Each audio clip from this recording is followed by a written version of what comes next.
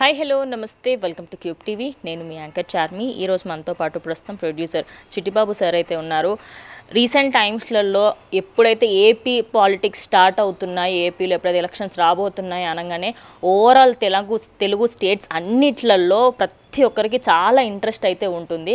మరి తెలుగు ప్రజలలో వాళ్ళ ఏరియాలో కంటే ఏపీలో ఇంత ఎందుకు ఇష్టం అంటే అక్కడ ఉన్న రాజకీయాలు అలా ఉంటాయి. ఏ పార్టీ ఎప్పుడు ఎలా మాట్లాడతారా అని చెప్పేసి వెయిట్ చేస్తూ ఉంటాం బేసికల్లీ. కానీ ఇప్పుడు మాత్రం చాలా దారుణమైన దిగజారిపోయిన స్థితికైతే మన ఏపీ పాలిటిక్స్ వచ్చాయని చెప్పుకోవచ్చు.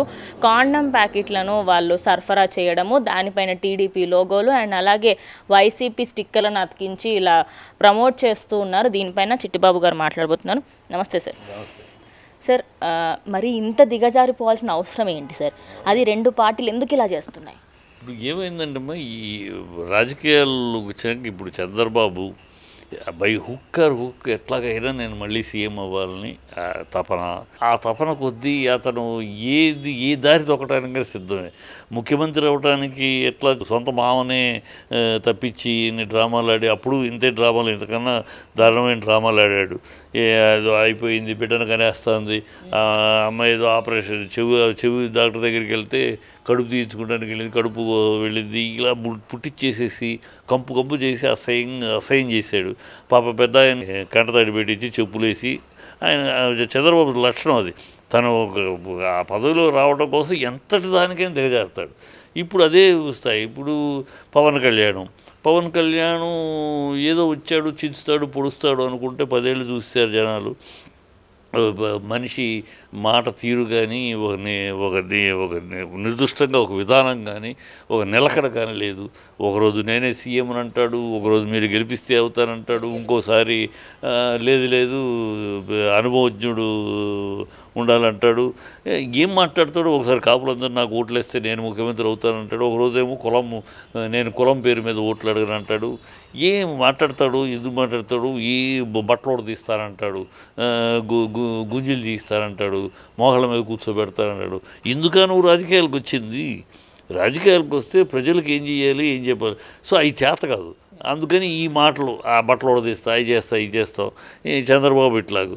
లోకేష్ రెచ్చిపోతున్నాడు. లోకేష్ ఎమ్మెల్యే కాలేదు, దొడ్డిదారి మినిస్టర్ అయ్యాడు. లోకేష్ తను ఇంకా ప్రజల్లోకి తను ఒక సమర్థుడు అనిపించుకోవాలి. అది లేకోకుండా నోడి రెడ్డి బుక్ ఉంది, అది ఉంది, పిచ్చి పోగుళ్ళు. ఒక రాజకీయంగా ఒక ప్రజలను ఓట్లు అడిగే విధానమే ప్రజలు మాకు ఓటేయండి అని చెప్పడంలోనే దిగజారిపోయి ఉన్నారు. వీళ్ళది కౌంటర్ అక్కడ అదే పరిస్థితి. అక్కడ వీడు సైకో అంటే వాడు ఇంకొక పదం. ఆ పదాలు ఒకళ్ళొకళ్ళు ఆరంభం. అసలు మొత్తానికి ఆంధ్ర రాష్ట్ర రాజకీయాల్లో ఇవాళ దీనికి ఆద్యుడు ఫస్ట్ చంద్రబాబు. ఎన్నికలు అవగానే మర్నాడే దున్నపోతుని ఎన్నుకున్నారు అని మొదలెట్టాడు. అక్కడి నుంచి ఎన్నికలు అవగానే ప్రజల తీర్పు గౌరవంగా యాక్సెప్ట్ చేసి ఉండాలి. అది లేక ఫ్రస్ట్రేషను. అప్పటి నుంచి నోటికి వచ్చినట్టు మాట్లాడటం వల్ల వాళ్ళు మాట్లాడడం, వీళ్ళు మాట్లాడడం, కొడాలని ఈ నోర్లు అసహ్యం అయిపోయింది, దిగజారిపోయింది. ఇప్పుడు రాజకీయాల్లో ఓట్లు అడగటానికి ప్రజలు ఏమి ఇప్పుడు జగన్ ఉన్నాడు, ఓపెన్గా చెప్తాను, నేను చేసింది మీ ఇంట్లో నా వల్ల ప్రయోజనం జరిగింది, మంచి చేశాను అనుకుంటే ఓట్లు వేయండి, లేకపోతే జగనన్నే వద్దన్నాడు, ఓటు వేయొద్దన్నాడు అని చెప్పండి అని ఓపెన్గా చెప్తాడు. అలా ఓట్లు అడుగుతున్నాడు కదా. మీరు గౌరవంగా మేము గతంలో ఇది చేసాం ఇప్పుడు చేస్తామని అడగండి. ఎందుకు అడగలేకపోతున్నారు? ఇక్కడ విషయం అది. అక్కడ ఇంత దరిద్రం ఎందుకు జరుగుతుందని వీళ్ళు చంద్రబాబు నేను అది చేస్తాను ఇది చేస్తానంటే 14 ఏళ్ళు నువ్వు సీఎంగా ఉన్నావయ్యా. నువ్వు సీఎంగా 14 ఏళ్ళు ఉన్నప్పుడు 9 ఏళ్ళు కంబైన్లోను 5 ఏళ్ళు సపరేట్గాను, ఈ 14 ఏళ్ళలో ఏం చించావు? ఇవాళ కొత్తగా చించుతానంటావేటి? 14 ఏళ్ళు ఏమీ చేయలేదు. సో నువ్వు ఉంటే డబ్బున్నవాడికి, పయ్యోడికి, కాంట్రాక్టర్లకి వాళ్ళకి డబ్బులు చేయందే తప్పితే పేదవాడికి ఏమీ చేయలేదు. అన్నీ అబద్ధాలు. బీసీలో పుట్టాలని ఎవడన్నా కోరుకుంటాడా, ఎస్సీలో పుట్టాలని ఎవడన్నా కోరుకుంటాడా, ఇలాంటి నువ్వే మాట్లాడే డైలాగులే. ఇవన్నీ ప్రజల మనసులో ఉన్నాయి, వెళ్ళిపోలేదు కనుక నేను అది చేస్తాను ఇది చేస్తానంటే నమ్మట్లా ప్రజలు. అది చేస్తాడు ఇంత ముందు ఏం చేసావు, ఎన్ని అబద్ధాలు ఆడు, ఇప్పుడు మళ్ళీ కొత్తగా అబద్ధాలు చెప్తున్నావు. నిన్నటిదాకా ఈ ప్రభుత్వం ఇస్తున్న పథకాలని ఇలా చేసుకుంటూ పోతే శ్రీలంక అయిపోద్ది అని నువ్వే మాట్లాడు. ఇవాళ మళ్ళీ ఆ పథకాలను నువ్వు ఇస్తానంటున్నావు. సేమ్ ప్రజలు చెవిలో పువ్వు పెట్టుకోలేరు కదా. నువ్వు యూటర్న్స్ని ఇష్టం వచ్చాడు నువ్వు దొమ్మరి చేష్టలు చేస్తూ ఉంటే, కుప్పిగంతులు వేస్తూ ఉంటే జనాలు వింటూ ఉంటారు. సో అతనికి వేరే మార్గం లేదు, అందుకని నోటి తోలకు వచ్చాడు. వీడికి పవన్ కళ్యాణ్కి ఏం చెప్పాలో తెలియదు. అసలు పాలన అంటే ఏంటి, ప్రభుత్వం అంటే ఏంటి ఏమి తెలియదు. ఏదో ఎవడో పక్కన రాసిస్తే దాన్ని మాట్లాడుతూ ఈ ఆవేశంగా ధూమ్ తకారని ఇట్లా అనుకుంటూ చేస్తా అంట తప్పితే ఈ దాన్ని ఓట్లు అడిగే విధానం అది కాదు. ఓట్లు ఇదిగో నేను రామారావు గారు వచ్చారు ఆర్టిస్ట్గా, హీరోగా ఆయన వచ్చారు. ఆయన ఓట్లు ఎలా అడిగారు? నేను వస్తే ఇదిగో 2 రూపాయల కిలో బియ్యం ఇస్తా, నేను వస్తే ఇదిగో స్త్రీలకి సమాన హక్కు ఇస్తా, నేను వస్తే ఇదిగో కరణం మనసవులను తీసేస్తా, ఇలా చెప్పుకుంటూ వచ్చాడు. నేను వస్తే ఏం చేస్తానని చెప్పాడు. ప్రజలు ఆయన ఆవేశాన్ని చూసి ఆయన ఆవేశాన్ని బట్టి ఓట్లు వేయాలి. ఆవేశంతో పాటు ఆలోచనగా ఆయన చెప్పిని చూశారు. ఎంత గట్టిగా మాట్లాడుతున్నాడు కనుక ఈయన నమ్ముకుంటే ఆయన చేస్తాడు అని నమ్మారు. ఆ నమ్మకం కలిగించాడు ఆయన, ఓటర్స్కి గెలిపించారు. అది కదా నమ్మకం కలిగించాడు. వైఎస్ రాజశేఖర రెడ్డి నేను వస్తే ఆరోగ్యశ్రీ అన్నాడు, ఆరోగ్యం అన్నాడు, రీయింబర్స్మెంట్ అన్నాడు, నమ్మారు. నువ్వు వస్తే ఏం చేయగలవు, సమస్యలు ఏం తీర్చగలవు, ఎలా తీర్చగలవు చెప్పగలిగితే నమ్ముతారు, నమ్మకం కలిగింది. అది ఓట్లని సాధించే విధానం. వీళ్ళ దగ్గర పవన్ కళ్యాణ్ దగ్గర అది లేదు. ఎలా ఏమో చెప్పాలి. చంద్రబాబుకి భజన చేయడం తెచ్చారు. నిన్నగాక చంద్రబాబునేమో ప్రజలు చంద్రబాబుని తిడితీవి, చంద్రబాబుని లోకేష్ని ఇష్టం వచ్చేట్టు ఆవేశంగా తిట్టేస్తే పబ్లిక్ మీటింగ్లో, అనేక మీటింగ్లో నా తల్లిని అవమానించారు, వీళ్ళని నేను వదిలిపెట్టాను, తెలుగుదేశాన్ని అంతం చూసేదాకా వదిలిపెట్టానని ప్రగల్భాలు పలికితివి.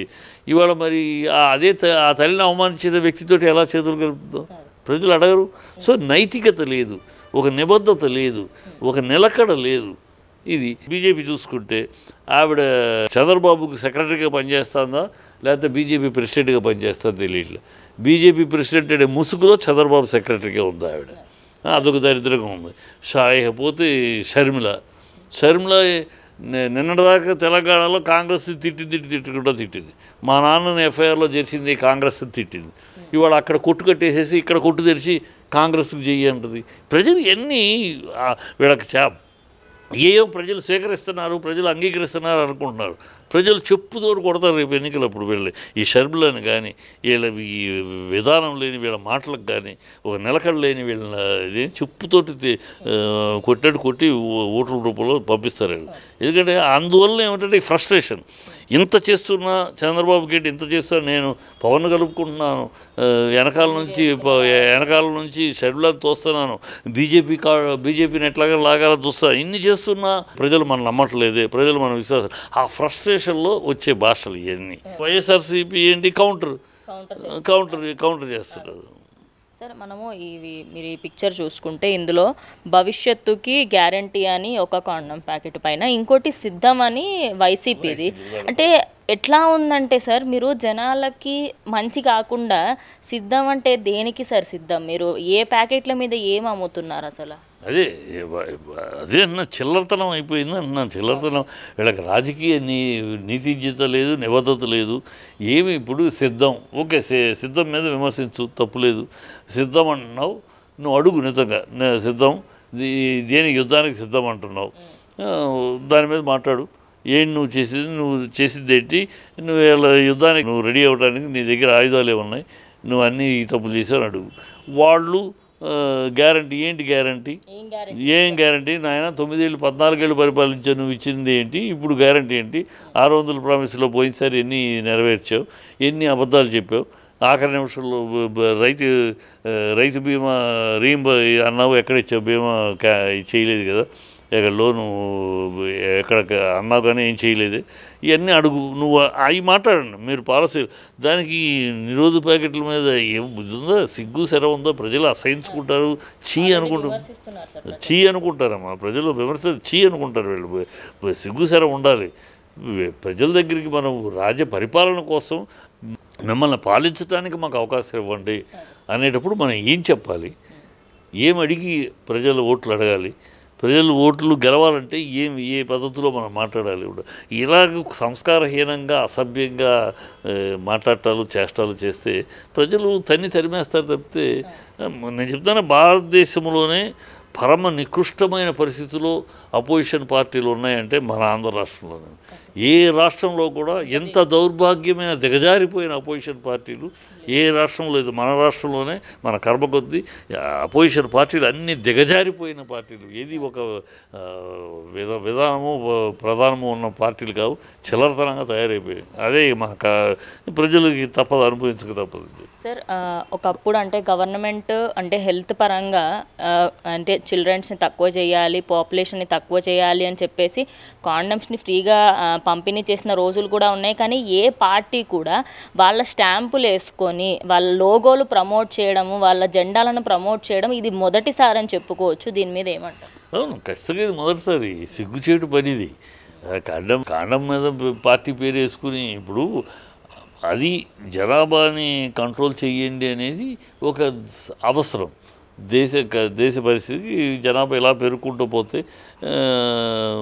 కష్టమే కానీ కంట్రోల్ ఎక్కడో చోట దానికి ఆగాలనేది వాస్తవమే చైనా లాంటిది కూడా 1 or none అనే స్ట్రైక్ వచ్చారు జనాభా పెరుగు కనుక దానికి జనాభా తగ్గించాలని కోరటంలో ప్రభుత్వం అధికారంలో ఉన్న పార్టీ కానీ ప్రతిపక్షంలో ఉన్న పార్టీ కానీ అడగడంలో తప్పులేదు అడగడం కానీ అడిగే విధానం పద్ధతి ఉంటుంది మంచి పని మంచి మీరు అంటున్నది మంచి కానీ ఆ మంచిని చెప్పే విధానం ఉంటుంది మీ నాన్నగారు బాగున్నారా అనటానికి నీ అమ్మ మొగుడు బాగున్నాడా అనటానికి ఎంత తేడా అర్థం ఒకటేగా పదాలు వాడే అలాగే నువ్వు ఈ కండోమ్స్ని వాడే దేని మీద పబ్లిసిటీ చేస్తున్నాం ఎలా ప్రజల్లోకి తీసుకెళ్తున్నాం చేయటం అనేది చిల్లరతనం చిల్లర టేస్ట్ అంతకని వాళ్ళ స్థాయి అంతే వాళ్ళ మానసిక స్థాయి అంత దిగజారుడు స్థాయి ఏ పాలిటిక్స్ చూసుకున్న అపోజిషన్ పార్టీస్ ఉంటాయి విమర్శలు ఉంటాయి ఖచ్చితంగా ఫైట్స్ అనేటివి ఉంటాయి కానీ ఒక ఏపీ రాష్ట్రంలో మాత్రమే ప్రజలు విసుగు చెంది అమ్మ మాకు అసలు ఎలక్షన్లే వద్దు మాకేమీ వద్దు అనే స్టేజ్ వరకు కూడా వెళ్ళిపోతున్నారు దీనిపైన ఏమంటారు సార్ అదే ఇప్పుడు ఇందాక చెప్పాను మన తెలుగు రాష్ట్రంలో ఒక ఇక్కడే కదా తెలంగాణలో కూడా దౌర్భాగ్యంగా అలాగే ఉంది రేవంత్ రెడ్డి ఏం మాట్లాడుతాడో తెలియదు బుద్ధి జ్ఞానం లేకుండా ఆయన వయసు ఏంటి కేసీఆర్ వయసు ఒకసారి ఓడిపోతే ఆయన ఎడంకాలు గోటికి పనికిరాడు గాడిద కంచెర గాడిద బెచ్చమెత్తుకోవాలి అక్కడే మాట్లాడే దౌర్భాగ్యుడు రేవంత్ రెడ్డి అనేవాడు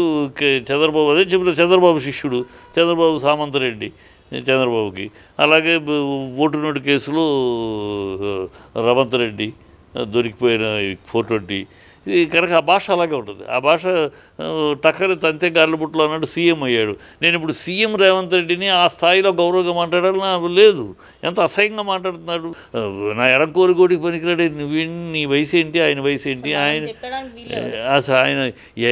ఎంత చరిత్ర ఎంపీగా సెంట్రల్ మినిస్టర్గా 10 ఏళ్ళు పోరాడి సీఎంగా ఓడిపోయి నువ్వేం పీకావు అడిగితే అడిగాము నువ్వు 64 దీంట్లో గెలిచారు 54 దీంట్లో ఓడిపోయారు కదా 54 సీట్లు ఓడిపోతేనే కదా 39 మాకు బీఆర్ఎస్కిను వచ్చినాయి సో 59లో ఓడిపోయారు కదా ఆయన 64లో ఓడిపోతే మీరు 64లో గెలిస్తేనే బట్టలు ఓడదీస్తాం ప్యాంట్ ఓడదీస్తాం అని అంటే మరి 54లో ఓడిపోయినందుకు మిమ్మల్ని ఏం ఓడదీశారు ప్రజలు ఎదురు బుద్ధి ఉండాలిగా మాట్లాడేటప్పుడు 54 సీట్లు ఓడిపోయారు మీరే 90, 80, 100లో గెలవలా 64 జస్ట్ బార్డర్లో గెలిచారు మిగతా 59 సీట్లు మిమ్మల్ని తరిమి కొట్టారు ప్రజలు అది ఆలోచించాలి కదా సో అదే ఇక్కడ అంటే ఇందాక మధ్యలో తెలుగు రాష్ట్రం ఆంధ్ర నుంచి ఇక్కడికి వచ్చాము అంటే తెలుగు రాష్ట్రాలు రెండిట్లో అలాగే ఉన్నాయంట కోసం భాష విజ్ఞత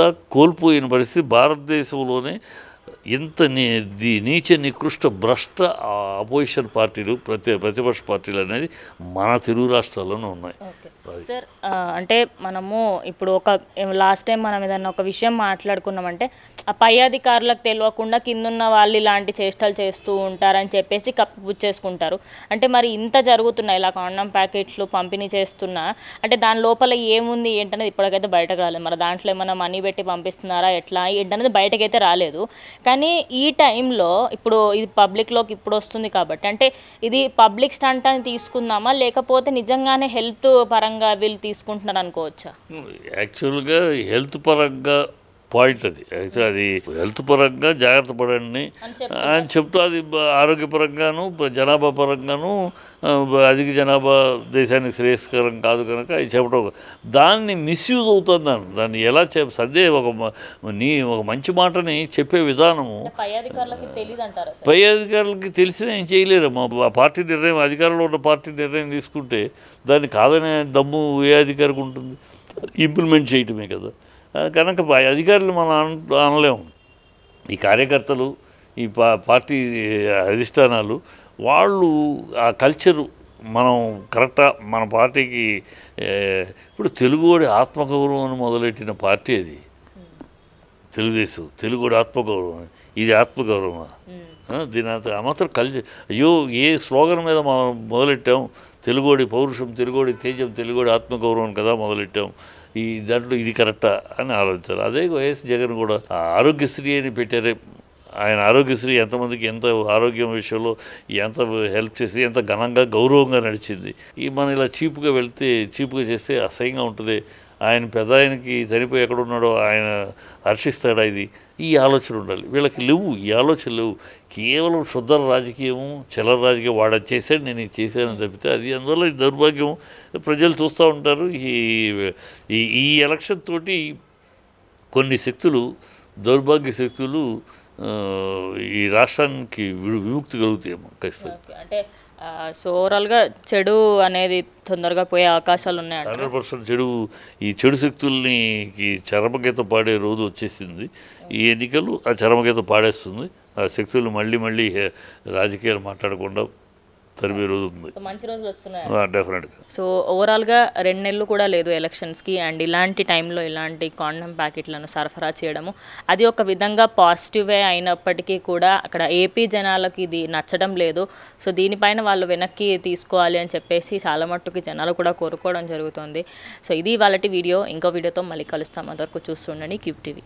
ఇప్పుడు ఆపరేషన్ లేకుండానే మోకాళ్లకు ప్లాస్మా ట్రీట్మెంట్. మీ ఆర్థోపెటిక్ సమస్యలన్నిటికీ రోబోటిక్ టెక్నాలజీ ద్వారా తక్కువ ఖర్చుతో శాశ్వత పరిష్కారం. Free consultation. ప్రతి ట్రీట్మెంట్ పై 20% డిస్కౌంట్.